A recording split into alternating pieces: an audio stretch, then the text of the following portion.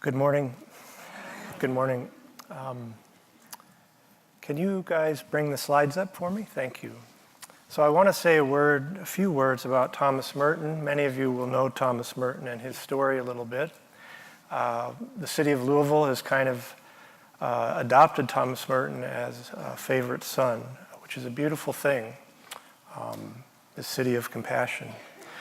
I said a moment ago that there's a kind of music in the stories, the words, the languages of these different traditions, and I think one of Merton's great gifts was the ability to listen deeply and absorb the music of different traditions and then translate them for people in the West.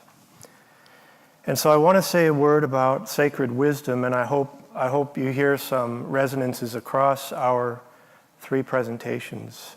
Kind of like perhaps a Bach fugue or something, a point, counterpoint, that these melody lines intersect and weave together in ways that are very beautiful and sometimes surprising. I want to begin with a prayer to sacred wisdom that is sung in my own Catholic tradition around the world in churches during the holy season of Advent, that season of pregnant anticipation and waiting for the coming of God. And it goes something like this. O wisdom, you came forth from the mouth of the Most High, and reaching from the beginning to the end, you ordered all things mightily and sweetly.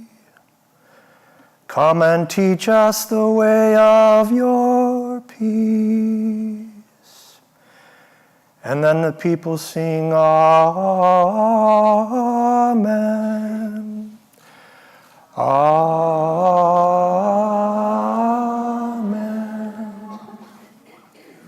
Thank you. The name Sophia, as was mentioned earlier, is the Greek name for wisdom. If the dominant face of God in the Bible comes to us in traditionally masculine imagery, wisdom, or Sophia, is the Bible's more hidden counter-testimony to the feminine face of God.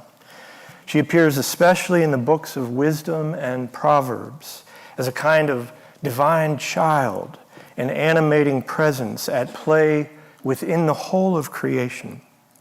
God with us in the dance of life as it springs forth from the natural world. In other passages, she appears as a woman and as a prophet.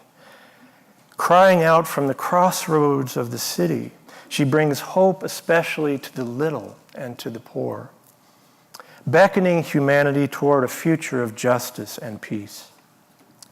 The Jewish rabbinic traditions would later call her the Shekinah, from the Hebrew word shakan, which means to dwell as if in a tent. She is the one who accompanies the people of God in their exile and in their despair. She brings reassurance. She galvanizes their freedom. She awakens hope. Thomas Merton was haunted by the wisdom passages in the Bible. He was haunted by her presence in the liturgy and iconography of Eastern Orthodoxy. Above all, he was moved by her presence in a number of Russian mystical theologians whose books Merton was reading during the late 1950s. But more and more, in the last years of his life, Thomas Merton was haunted by wisdom herself. She came to him in his dreams. He heard her in the wind blowing through the oak and poplar trees outside his hermitage. She came to him in the shy fawn who played every morning in the meadow along the gravel road leading down to the monastery.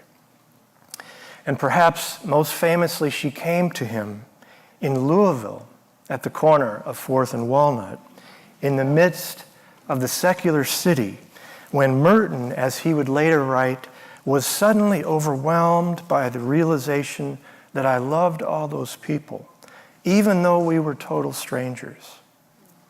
But what is not so well known about this story is how Merton himself would later interpret the experience. Some months later, in a letter to the Russian writer Boris Pasternak, the author of Dr. Zhivago, right? He tells Pasternak what happened to him in Louisville on the street corner, and he invokes the divine feminine, the biblical name of proverb, to describe the beauty and secret purity he saw in the faces of the strangers passing him by. And he tells Pasternak, they did not know their real identity as the child, so dear to God, who before the beginning was playing in his sight all days, playing in the world. Near the end of the famous Fourth and Walnut passage, you may recall Merton asks an almost unbelievably poignant question. How do we tell people that they are walking around shining like the sun? And Merton would find an answer in the image of wisdom, proverb, Sophia. The divine perspective had broken through, and it seemed to Merton, as he put it, like news that one holds the winning ticket in a cosmic sweepstake. Oh. Buddhism speaks of non-duality and interbeing. Jesus speaks of building the reign of God on earth as it is in heaven. Martin Luther King Jr. spoke of the beloved community where every mother's child is welcome and can flourish.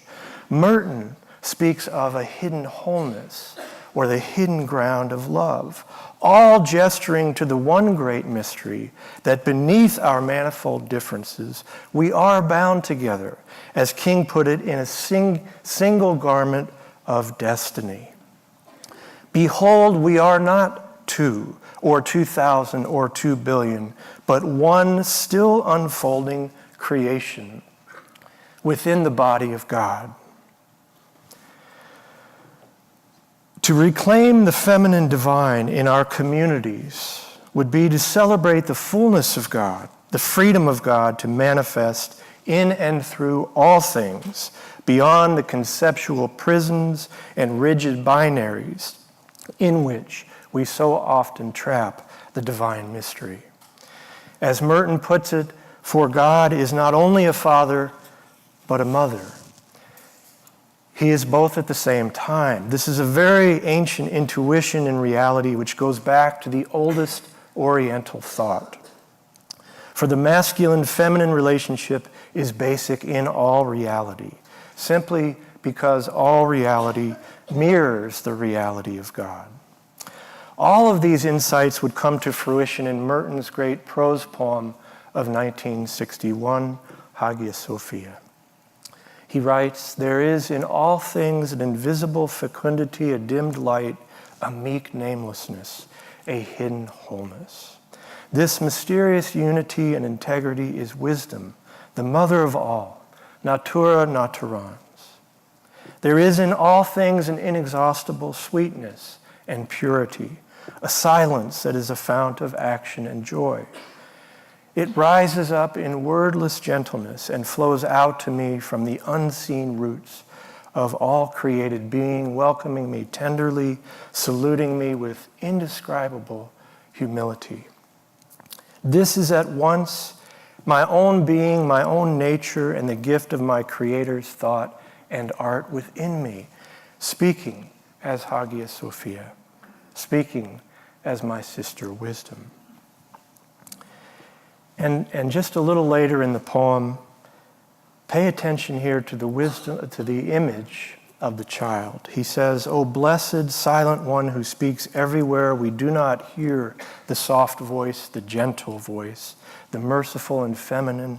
We do not hear mercy or yielding love or non-resistance or non-reprisal. Yet she is the candor of God's light, the expression of his simplicity. We do not see the child who is prisoner in all the people and who says nothing."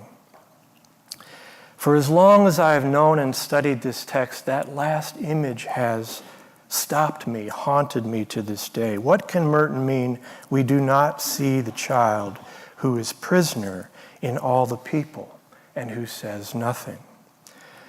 I want to ask you to consider with me just for a moment another poem that Merton wrote in 1961, the same year he wrote Hagia Sophia. This poem, too, is centered on the image of the child, only the child in this poem is the atomic bomb. The poem, called Original Child Bomb, takes its name from the name that the Japanese people, the victims of Hiroshima and Nagasaki, would give later to the bomb. They called it Original Child, Merton says, because they recognized that it was the first of its kind.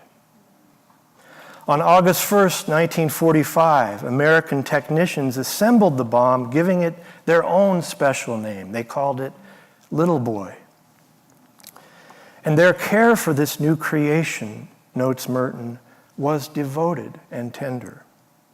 A month earlier, in July of 1945, when the time had come for the bomb to be tested in the desert of New Mexico, scientists gave a special name to this top secret operation. They called it Trinity.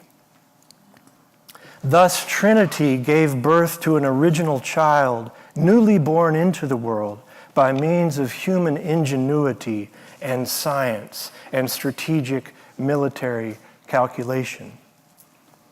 On August 5th, 1945, Little Boy was nestled devoutly into the womb of the Enola Gay, the bomber named for the mother of one of the pilots. Some days after the original child fell from the sky, immediately incinerating 70,000 people, President Truman summed up the situation in a few almost devotional words. "We found the bomb," he said, "and we used it."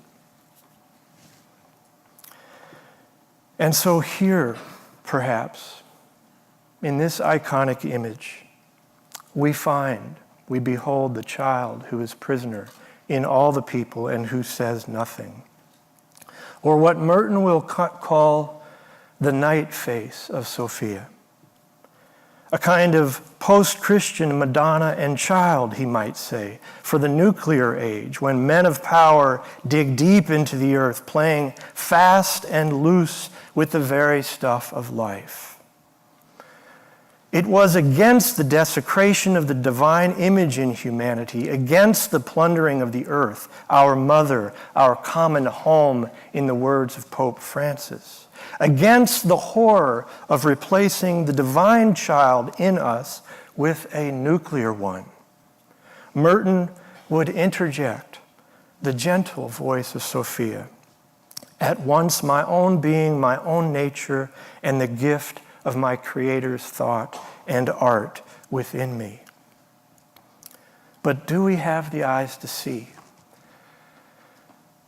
Do we have the ears to hear her voice crying out in our world today?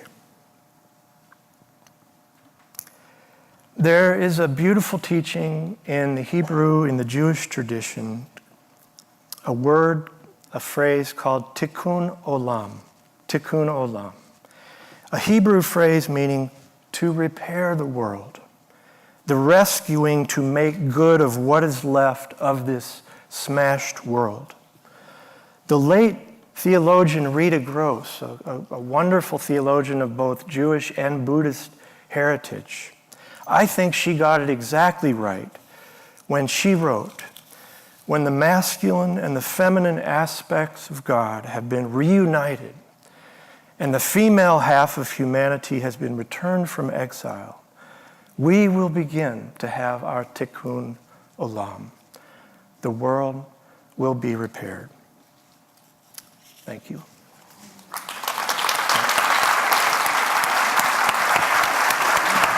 Thank you. Beautiful. Any questions or comments? I am so struck by Merton's experiences, and as a Vedanta nun, how deeply they resonated with me. And it reminds me of the one definition of Vedanta is spirituality and spirituality alone. It is something that is a language that is shared by all traditions. It's wonderful. Thank you for sharing that. Thank you, Chris. I think I was just struck with the emotion with which you presented and the connection to your own soul and your own love for art, music, poetry, to really embody that divine masculine who is not pigeonholed into the norms of Western society as tough and invincible and impenetrable, but rather unafraid, so brave, so courageous that he would take off his armor and bare his heart to the world. So I thank you for that. Thank you. Thank you. Yeah.